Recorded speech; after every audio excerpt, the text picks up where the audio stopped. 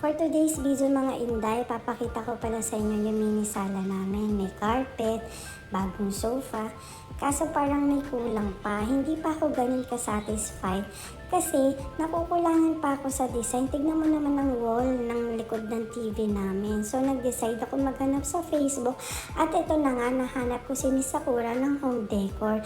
Alam niyo bang napaka-legit nila at napakabait nilang kausap. Madali silang kausap. So si Inday, scroll na naman ng mga materyales, kung anong pwedeng magamit at kung anong pwedeng mailagay sa aming wall ng TV. Ito na nga, diba? Kahit OFW ka, pwede ka na rin mag-shopping online. Ayan na nga, sina kuya, nagkasundo na kami sa presyo at napakamura lang yung installation. Ito pala guys ang aming before. O diba, simple lang. At ito naman ang aming after. Sosyalin. Follow me ang Facebook, TikTok, and YouTube.